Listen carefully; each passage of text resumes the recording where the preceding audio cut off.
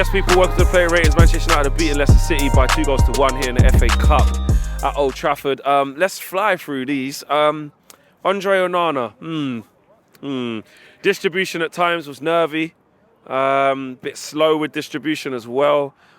The save with his feet that he made that ended up going back to Decordova-Reid. Should he have done better? Yes. What are you giving him? 4.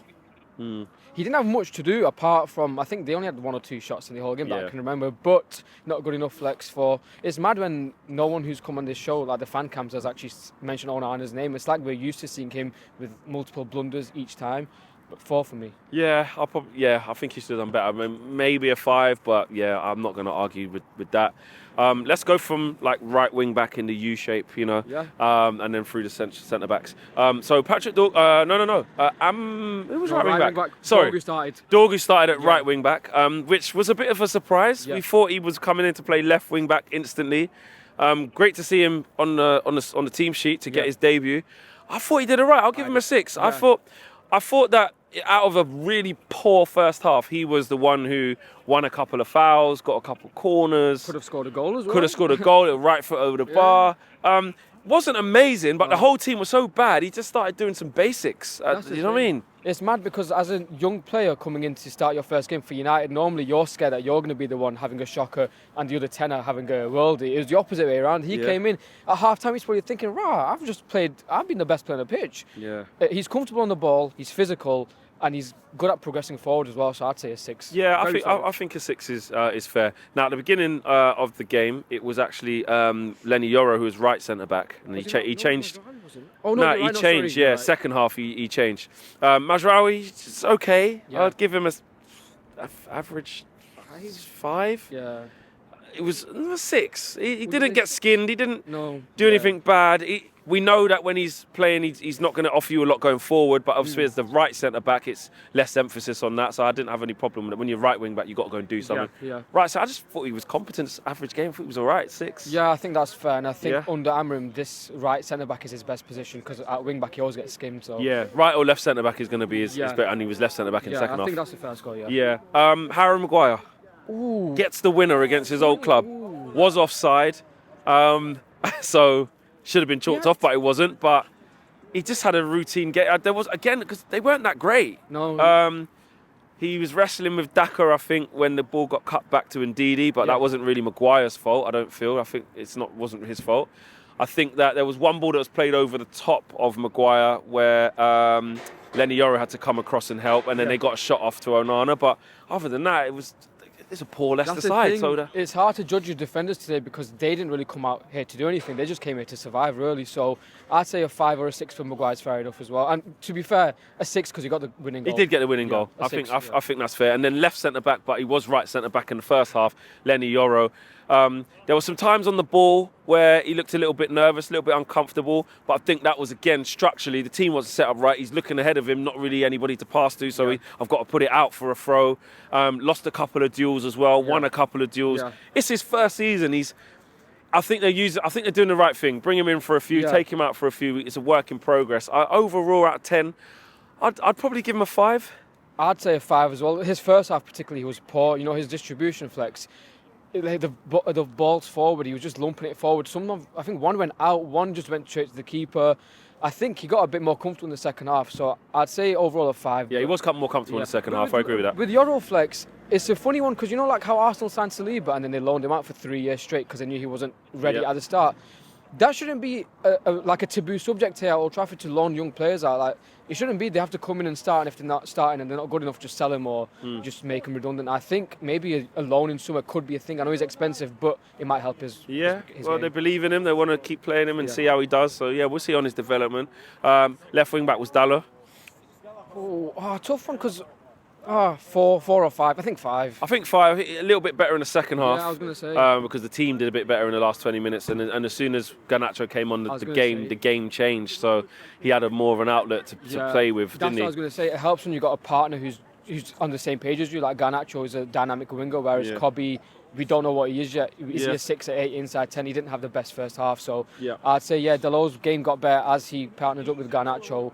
But still not good enough. Yes. Let's go to the midfield too. Bruno Fernandes. Oh, funny one, because first half again, terrible. But then he was doing Bruno half, things. yeah. He created chances, but then he also lumped it forward. If anything was going to happen, it's probably going to be via him. He was going to be one of our outlets. So I'd say 5 Flex. Yeah, I think a 5 overall. A couple of nice switches, then a couple of switches where he, gave the ball away, etc., etc. I don't know what's going on here. Jeez. Oh, right. Yes. I would say that. I'd say a 5 is fair. He gave it a dodgy corner. Bloody hell, that led to their counter attack, and Mazraoui had to come steal. 2 minutes left. Maybe we should have given Mazraoui extra mark just for that. Yeah, but nah, that's reaching. But yeah, exactly. Yeah. That was a big tackle. But yeah, I think a 5 is safe. Ugarte, mate, today, he stunk the place out for me, mate. Honestly, he did play one pass where he switched it to Ahmad, I think. That was a nice switch. But other than that, he was putting people into hospital with bad passes, getting run past, both feet off the floor for a tackle on Harry Winks where he was lucky that he didn't connect. Yeah. He's very limited. Like, don't get me wrong, you get the warrior, you get the person who can be a bastard and go and kick people. So when you're away in the doldrums at the Emirates, you need that. When you're away at Anfield, yeah, cool. But when you're at home against these type of opposition, you need someone that don't work. He ain't that guy. He's not. I've said it before. He's good in the games where the onus isn't on him to perform. What the fuck's going on? Yeah. Right, that burger van's going to have to talk now, right? The onus is on when the onus is on us to actually win the game and go get to them players. He can't do it. Flex, he's not a ball progressor. He's good at kicking people. He's good at roughing people up. But that's all he's good at, really. Yeah, I agree. I'd give him a 3 today. Honestly, I thought he was really bad. I don't know if you guys think I'm being too harsh or whatever. I think he was poor. Right, Kobbie Mainoo, poor today. 4. I don't think he was good. Everything was backwards. He didn't make any runs beyond. He didn't want to come and show for the ball. Quite confused of what to do. And we all got hyped after Steaua Bucharest. Yeah. He should have played there against Palace. Didn't. Plays there today and was underwhelming. Not saying the 10 thing needs to be over for him. Still needs time. But off today's performance, I don't think Kobbie was good enough in that area today. No, he couldn't hold up the ball. Couldn't create much. He was getting bullied quite a bit as well. I'd say a 4 Flex. Yeah. 5 at most if you want to give a Kobbie tax, but Kobbie tax, I mean, just because we like Kobbie, but we have to be honest. But we have to be honest. We've just got to call it as it is. Yeah. Right, up front, number 9. Flex, 0. I don't think I've given a 0 ever. 1 is 1 fair? Gone 1. 1. There was like one time where he held. He held it up. Yeah, he held it up and ran through and then passed it to Ahmad. Then after that, mate. It was really bad. I'm actually getting worried for Hojlund now because it seems like, I don't know. It's getting worse. This guy's zooming around. He's doing a madness. I don't know if he's... He's going to pick up the caterer and stuff. Right. He's going to do that one now. Yeah. I don't know if he's just in a really bad run of form, but Flex, he's got bullied hard by Wout face, bro. Wout face, bro. One of the worst centre backs I've seen ever play in the Premier League. He got bullied by him, and there was a time in the second part of the second half where he had 2 horrendous touches back to back. Yeah. And at that time, I just got off my notes, Flex. I just go. There's one he tried to take it with his right foot, ballooned off, and then, like I said, straight away the next one, left foot, ballooned off. Then there was the one where he had to play the ball through to Garnacho, overhit it. Yeah. He's just not crisp. He's just not improving at the rate we need. I know the team's not great and don't create chances and that, whatever, but his overall play. You have to show something yourself. Exactly. Like in boxing, right, when the referee says to the guys getting pushed up, show me something. Yeah, you've got to show something, I'm going to call it off. Yeah, exactly. Hojlund, show me something, bro. Exactly. I'm trying to believe in you. I've seen you score good goals at Old Trafford. Just show me something more, though. Exactly. Right, let's get to the substitutions. You came on. Garnacho, absolute game changer today. I'll give him an 8. I'll give him an 8 because without him coming onto the pitch to change the game and start taking people on and start making James Justin go, right, I'm in a game here. Yeah. Let me start backpedaling because I'm being engaged. Like, we don't win that game today. We don't win that game. So I just think for impact alone, I have to give him an 8. Yeah, I was going to give a 7. Yeah, give 7. You can give 7. To be fair, look, what he does is just simple. He just runs out players. It's not that hard to do, but the other 10 players can't do that. But I can see why you give him an 8. Yeah, just in the context of today's game, of how dead it was before he came on. No. And then literally, the first action he did, I think he got a corner straight away, just dropped the shoulder. Yeah, so I'd give him an 8 just for that. I feel, to be fair, Flex... And he got an assist as well. Yeah, that's true. But for the last 2 years, he's better off the bench. Yeah, anytime impact he starts, 100%.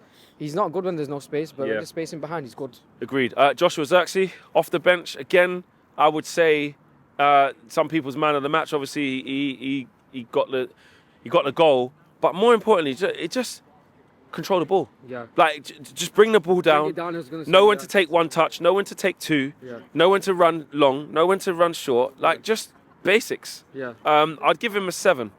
I'd say so. Yeah? I'd say 7. Give him a 7. The thing is, he's quite important for us right now because he can retain the ball in the final third. That's something we're horrendous at. We can't keep the ball as it is, but with Hojlund, you know you're going to lose it the second he touches it. Xerxes brings it down and he can bring people into play. He's strong as well. He's got good hold up. Similar to Martial. Obviously, he's not as prolific as him.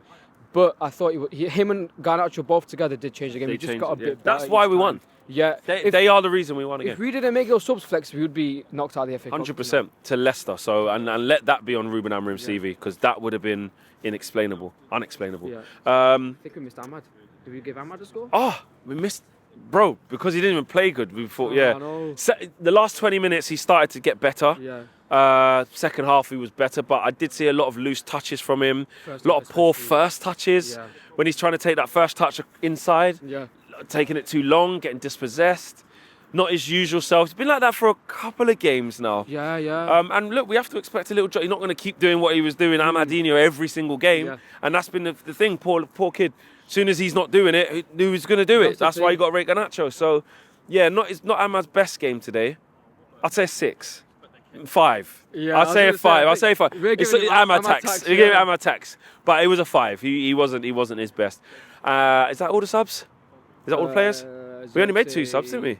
Xerxes, Garnacho, shit, is that all? Casemiro, but he's NA because he did Casemiro come on? Last second he came on. I didn't even see. Yeah, literally. I went inside, I was getting a drink by then. Oh, right. He came on I didn't see. NA, right, okay. And Ruben Amorim, let's give him a mark.